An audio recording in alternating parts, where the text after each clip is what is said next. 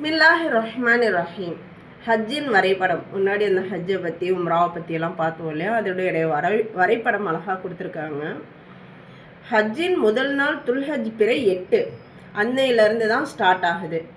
இஹ்ராம் அணிந்து மினா செல்லுதல், மினாவில் லுஹர், அசர், மக்ரிப், இஷா மேலும் துல்ஹஜ் 9 ஃபஜர் ஆகிய தொழுகைகளை தொழுதல்.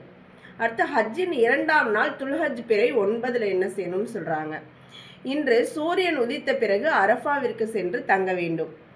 சூரியன் மறைந்த பிறகு மகரிப் தொழாமல், சூரியன் மறைஞ்சோடனே மகரிபை தொழக்கூடாது, தொழாமல் அரஃபாவிலிருந்து புறப்பட்டு முஜ்தலிஃபா சென்று மகரிபையும் இஷாவையும் சேர்த்து தொழ வேண்டும்.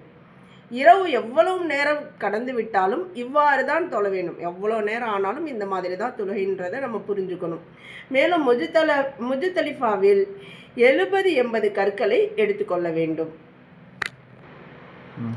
ஹஜ்ஜின் 3ஆம் நாள் துல்ஹஜ் பிறை 10 அன்னைக்கு முஜ்தலிஃபாவில் இரவு தங்கிவிட்டு ஃபஜ்ருடைய தொழுகையை ஆரம்ப வக்திலே தொழுதுவிட்டு சூரியன் உதிப்பதற்கு சிறிது நேரத்திற்கு முன்பு மினாவுக்கு புறப்பட்டு செல்ல வேண்டும்.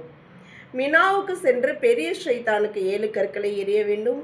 பிறகு குர்பானி கொடுக்க வேண்டும். பிறகு தலைமுடியை களைய வேண்டும் அல்லது கத்தரிக்க வேண்டும்.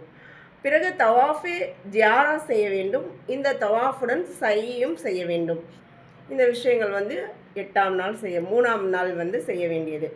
ஹஜ்ஜின் 4ஆம் நாள் துல்ஹஜ் பிறை 11 3 ஜம்ராத்தில் கற்களை எறிய வேண்டும். குர்பானியும் தவாஃபே ஜியாராவும் பிறை 10 செய்யாதிருந்தால் செய்ய வேண்டும். மேலே செய்யாத விஷயங்களை இந்த 4ஆம் நாளில் செஞ்சிடணும். ஹஜ்ஜின் 5ஆம் நாள் துல்ஹஜ் பிறை 12 3 ஜமராத்தில் கற்களை எறிய வேண்டும். குர்பானியும் தவாஃபே ஜியாராவும் பிறை 11-12 நம்ம மேலே செய்யாமல் இருந்தோம்னாக்க இந்த 11-12 பிறையில் செஞ்சிடணும். இன்று சூரியன் மறைவதற்கு முன்பு அவசியம் செய்தாக வேண்டும். அடுத்து துல்ஹஜ் பிறை 12ஆம் நாள் அனைத்து காரியங்களையும் முடித்துவிட்டு மக்காவுக்கு வந்து சேரலாம். ஆனால் அன்று மினாவிலேயே தங்கியிருந்து விட்டு பிறை 13 கற்கள் எறிந்துவிட்டு மக்காவுக்கு திரும்பி வருதல் சிறப்பிற்குரியதாகும்.